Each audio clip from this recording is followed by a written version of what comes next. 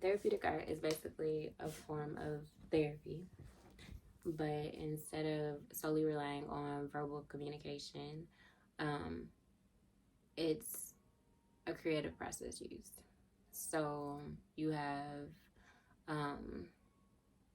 a chance, whether it be individual, families, community, um, to process and express the feelings that they have in a more creative way.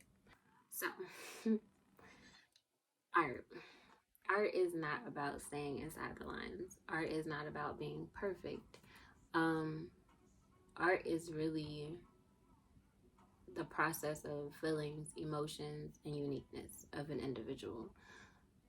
That's what makes a piece.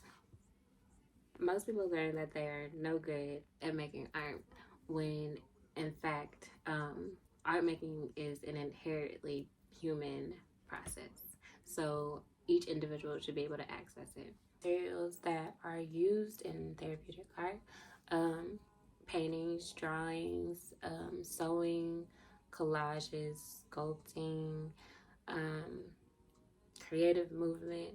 There's many forms of art. So sometimes it's recommended to explore different materials because specific materials in art activities help support different objectives. It is, it is, it is always um, process over project. So your sensory experience in the moment and creative self-expression matters more. Everything is tailored to the person at hand. And, you know, just because you might get through something with painting today, tomorrow you may get through something with movement. So, this can be done on Zoom or in person, adult or child. And supplies can also be supplied. Supplies can also be provided. So what this may look like. You have one-on-ones and you have groups. Okay, so whether it is adult or child, Zoom, in person, each one requires a consultation. And the consultation is necessary because it gives me a better feel of the person, and an understanding of what to expect, whether it be adult, child, or even just what they should expect from me. So we have an understanding of one another and what their goals may be at hand. So in a one-on-one, whether it be Zoom or in person, you'll have a warm-up, you'll have common goals, you'll have processing and discussion, and you'll have a closing. With the warm-up, you'll be given a simple art activity to basically just warm up your brain and your body to check in with how you're feeling in that moment. So a typical warm-up may look like just connecting with your breath with lines. So, for example, just drawing on paper. And be also exploring sensory qualities of clay. Are scanning your body and expressing them with colors. Sometimes the warm-ups can become a larger project depending on what comes up for you, the feelings, and how you feel about the process. I never assume how a person may be feeling or what they may need in that moment. I'm only the facilitator, so I stay curious and I work together. In the beginning stages, the main goals are mainly comfort, safety, and rapport between client and the therapeutic artist. As we move along, goals may change, and that's when we focus more so on the client's needs. So next, we have processing and discussion. When you're finished with your work of art, we'll then reflect on your process and your finished piece.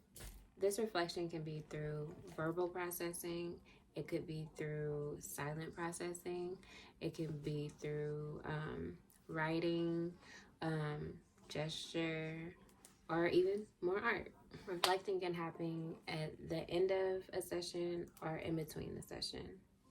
Either or is fine. Now, the most common question that I get is, do we have to talk or do we talk through the process?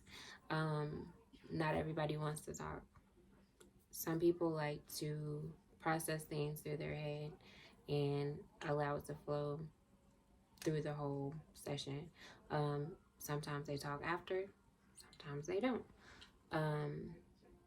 There are times that I work alongside a person and I may do art with that person. It just all really depends on the person itself and what they choose through their session. We always want to make sure that you feel centered and grounded at the end of the session before you go back to your normal routine. This is done by practicing some kind of calming coping skill as a closing exercise, whether it be breathing, physical meditation, or whatever the client is okay with. Now, this is only an example. Each person, of course, will have a warm-up, a common goal, the processing and discussion, and a closing. But everyone's is tailored to them. So nobody's session looks alike because everybody has their own situation at hand. So our first sessions for adult and children are built different. So the adult session is a 50-minute session, and in this session we will basically get to know each other, our boundaries, our goals, and basically what your material preferences are and things such of that nature. And a child session is broken down into two. So the first session is 50 minutes and the second session is also 50 minutes. But the first session will be with the parent and the second session will be with the child. That way it's more so of basically trying to see what the parents' expectations are, their goals, their boundaries for the child. And then with the child, we'll also do the same thing and then tailor it to meet both needs. But for both, the main goal is to make sure that they are comfortable and that they feel safe throughout these sessions. Okay, so in a group, this is more simple breakdown. It's the same thing as one-on-ones, but in a group. You'll still have the warm-up, common goals, processing, discussion, and the closeout. What makes the group different is each group is tailored to the same situation. So if you have anxiety, you'll be with a group that has anxiety. If you're suffering with depression, you'll be in a group with depression.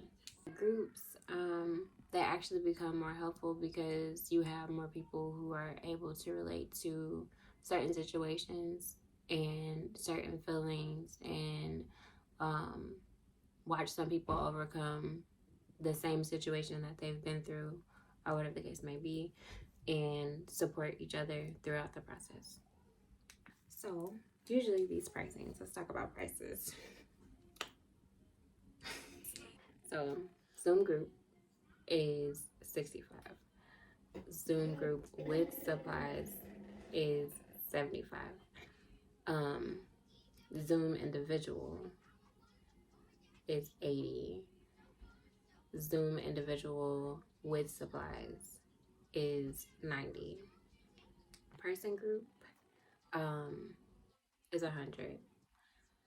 In-person group with supplies is $125. In-person individual, I just changed this. In-person individual is $150. In-person individual with supplies is $175. There are no formal talents, training, or skills needed to get any benefits of therapeutic art.